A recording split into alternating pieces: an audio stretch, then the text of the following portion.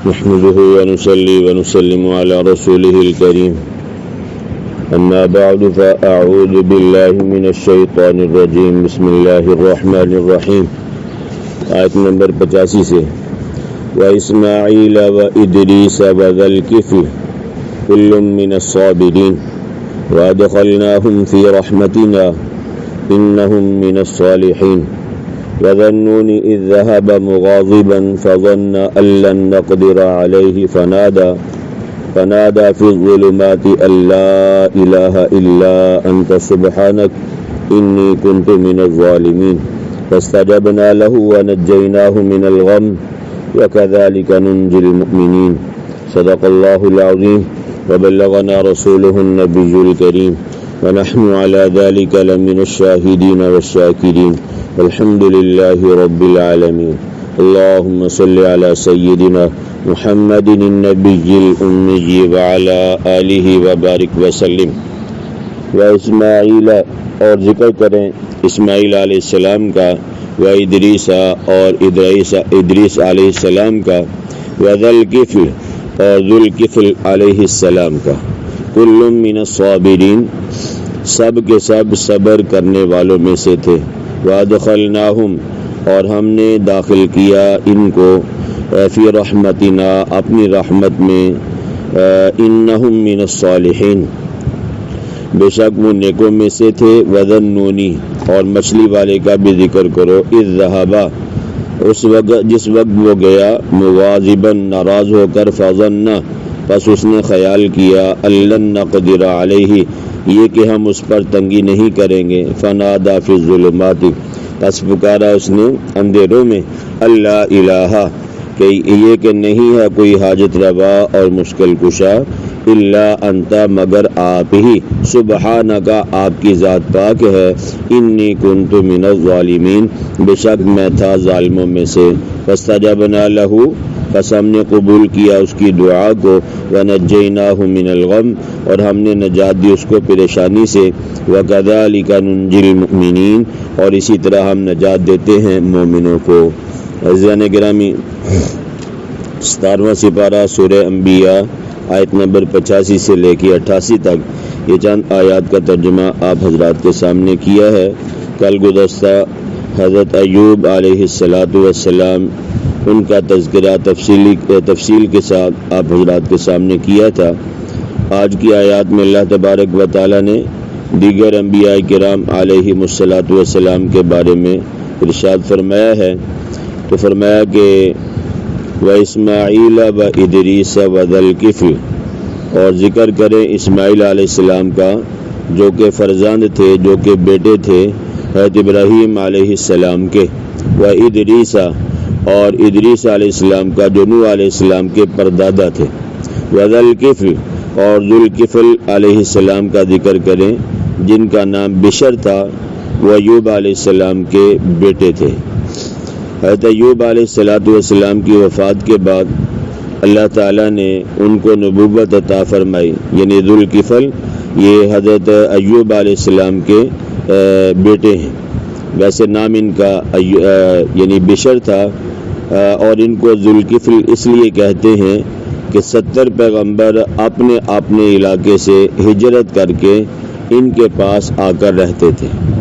ٹھیک ہے جی وجہ یہ تھی کہ ان کے علاقے والے ایسے ظالم لوگ تھے کہ انہوں نے اپنے پیغمبروں کو بھی اپنے علاقوں میں چھوڑا نہیں ہجرت پہ مجبور کیا تو یہ بیک وقت 70 پیغمبر اپنی قوم کے مظالم سے تنگ آ کر اللہ کے حکم سے ہجرت کر کے حضرت ذوالکفل علیہ السلام کے پاس آ کر رہتے تھے اور یہ ان کی کفالت کرتے تھے یعنی ہر چیز کا انتظام کرنا تو اس لیے ان کو ذوالکفل کہتے ہیں نام ان کا بشر ابن ایوب ابن عیش علیہ السلام ہے کل من الصابرین یہ سب کے سب صبر کرنے والے تھے وادخلناہم فی رحمتنا ہم نے ان کو اپنی رحمت میں داخل کیا انہم من الصالحین بے شک وہ نیکوں میں سے تھے وذنونی اور آپ ذکر کریں مچھلی والے کا یعنی اس سے مراد یونس علیہ السلام ہیں ملک عراق کے صوبہ موصل میں نینوا شہر تھا اس کی آبادی تقریباً 1,20,000 کے قریب تھی حضرت یونس علیہ السلام کو ان کی نصیحت کے لیے بھیجا گیا۔ حضرت یونس علیہ السلام نے شادی کی، اللہ تعالیٰ نے ان کو 2 لڑکے عطا فرمائے، ایک کی عمر 8 سال اور دوسرے کی تقریباً 11 سال کے قریب تھی۔ اتنی بڑی آبادی میں سے ایک آدمی نے بھی کلمہ نہیں پڑھا،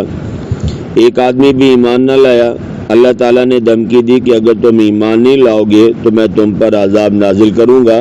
ابھی اللہ تعالیٰ نے جو دھمکی دی ہے یہ کس کے واسطے سے ہے بھائی؟ نبی کے واسطے سے۔ اللہ نے خود تو لوگوں کو دھمکی نہیں دینی تھی، اللہ کا نمائندہ، اللہ کا سفیر حضرت یونس علیہ السلام تھے۔ تو جب لوگوں کو یہ بات بتائی گئی کہ اگر تم ایمان نہیں لاؤ گے تو اللہ تم پر عذاب نازل کرے گا،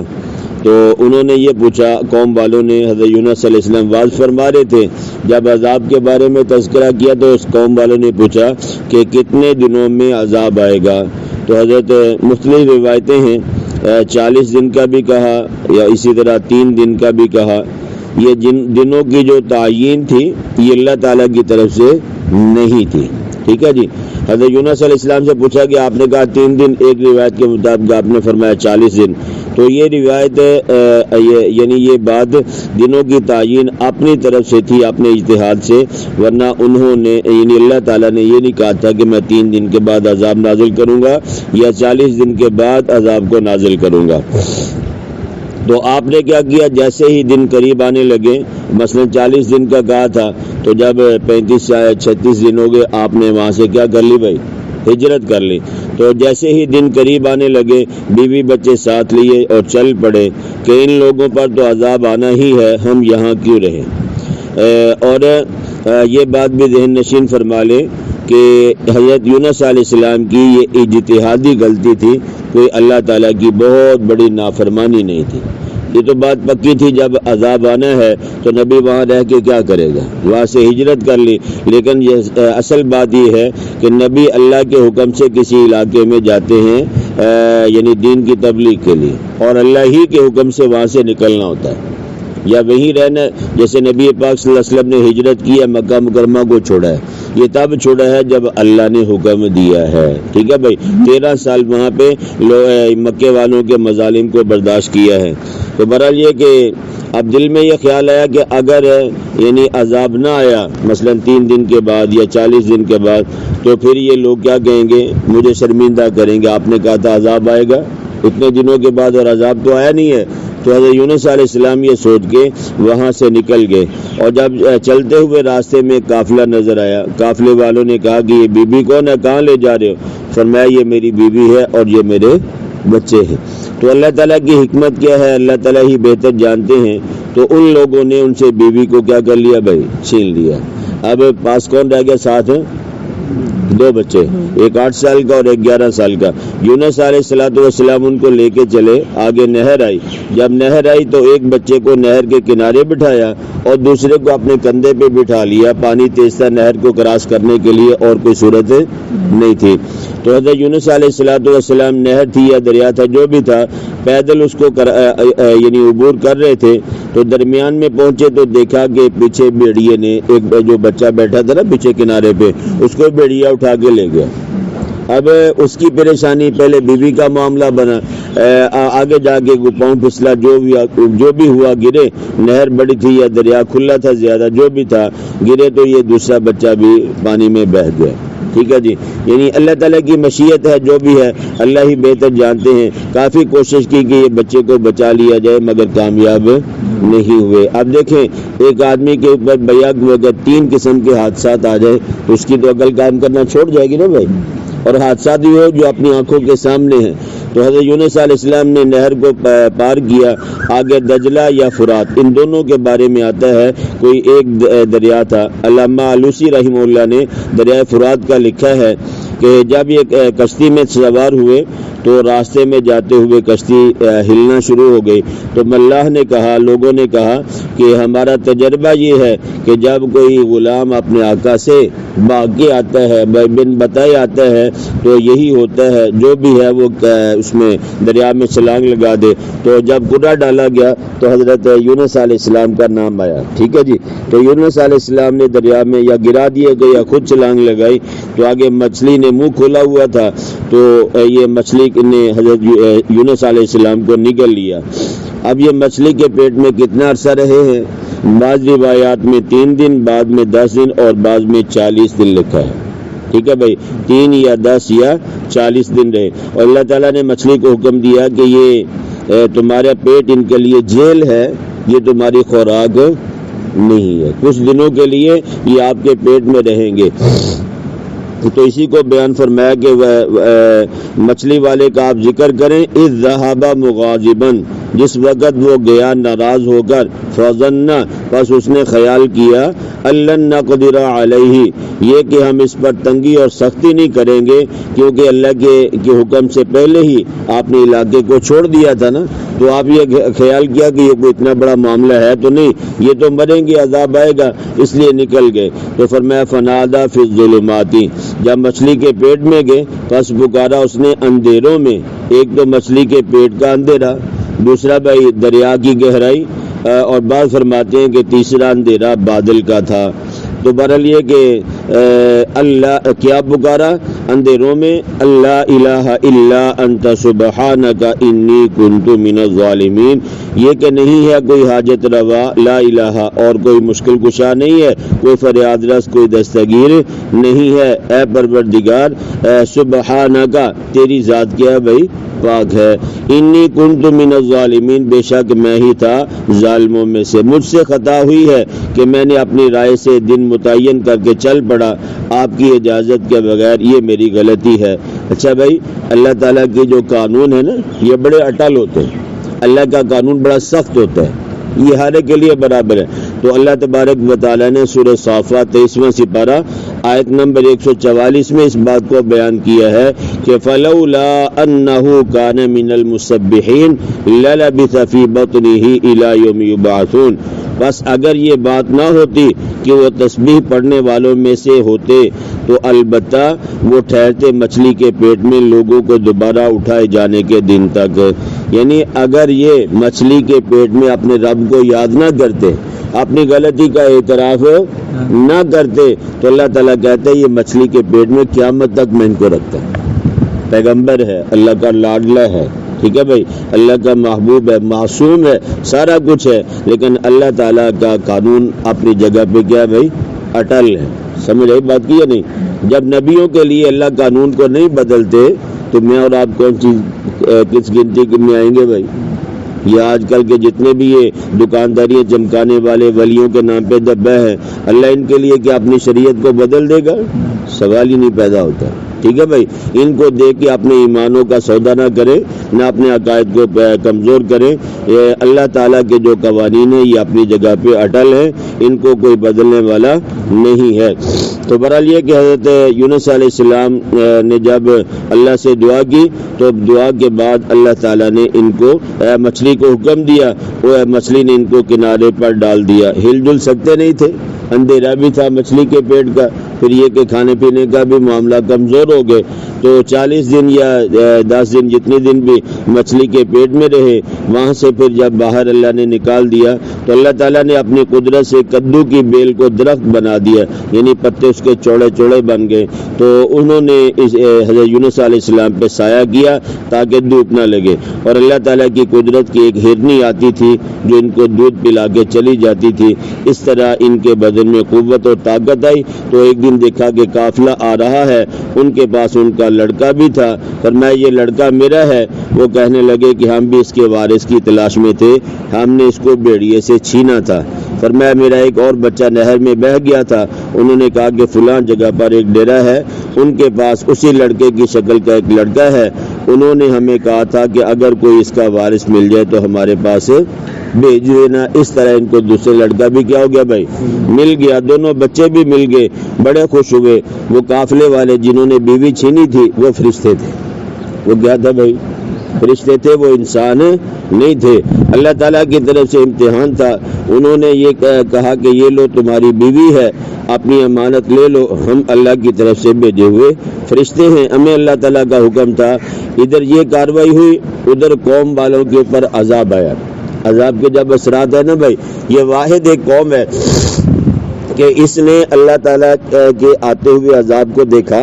اور انہوں نے توبہ شروع کر دی، استغفار شروع کی، تو اللہ تبارک و تعالیٰ نے آئے ہوئے عذاب کو واپس لے گئے اور ان کی توبہ کو اللہ تعالیٰ نے کیا کیا بھائی، قبول کر لیا۔ تو قوم والے حضرت یونس علیہ السلام کو تلاش کر رہے تھے، تو ساری کی ساری قوم نے جب آتے ہوئے عذاب کو دیکھا توبہ کی، اس کے بعد انہوں نے کیا کر لیا بھائی، کلمہ پڑھ لیا، اللہ نے توبہ قبول کر لی، قوم ساری کی ساری مسلمان ہو گئی۔ ان کی تلاش میں تھے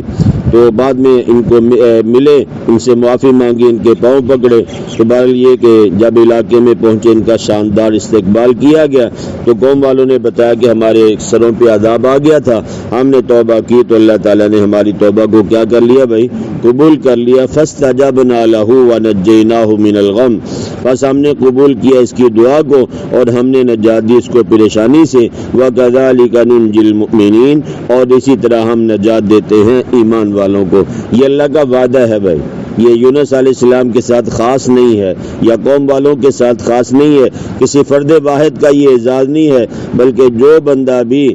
پریشانی میں مبتلا ہے، گناہ ہو چکا ہے، غلطی ہو چکی ہے، اپنی غلطی کا اعتراف کر لے، اللہ سے معافی مانگ لے، تو اللہ تعالیٰ کیا کہتے ہیں، فاستجبنا له، ہم پریشان آدمی کی یا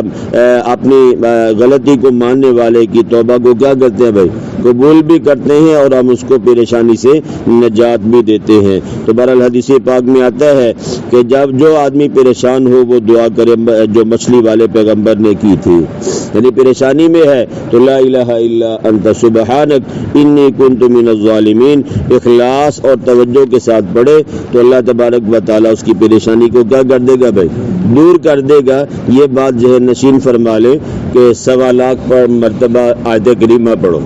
یہ 1.25 لاکھ ایک بزرگ نے پڑھا، بعد میں یہ چل پڑا، یہ کوئی مقصودی بات 1.25 لاکھ دفعہ پڑھنا ضروری نہیں ہے۔ اگر اخلاص کے ساتھ تہ دل سے ایک دفعہ بھی بندہ پڑھ لینا اور اللہ قبول کر لے تو یہ ایک دفعہ پڑھا ہوا 1.25 لاکھ کے اوپر باری ہے جو غفلت کے ساتھ پڑھا ہوا، ٹھیک ہے بھائی، یہ گنتی مقصود نہیں ہے۔ اللہ کا قرآن کیا بتا رہا ہے کہ یونس علیہ السلام نے مچھلی کے پیٹ میں کیا کہا، اللہ میں تو ہی تو ہے،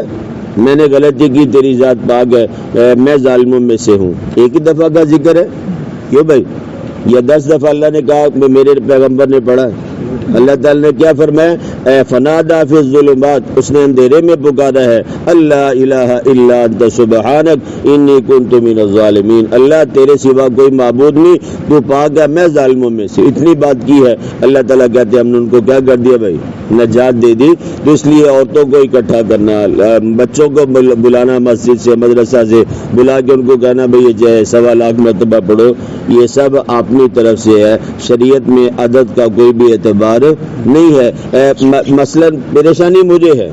دکھ تکلیف میں اللہ نہ کرے میں ہوں، میں کہتا ہوں بچوں تم یہ آیت کریمہ پڑھو، عورتوں کو بلا لیا گھر میں، وہ پڑھ رہی ہیں، تکلیف مجھے جو ہے وہ عورتوں کو تو نہیں ہے نا بھائی، وہ بچوں کو تو نہیں ہے۔ جب میں ہی نہ پڑھوں گا تو فائدہ کسی دوسرے کو کیسے ہوگا؟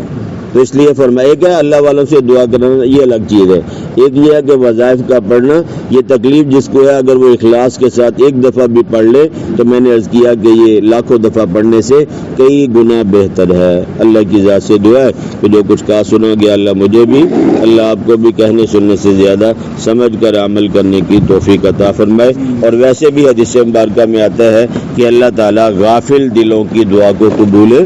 نہیں کرتے۔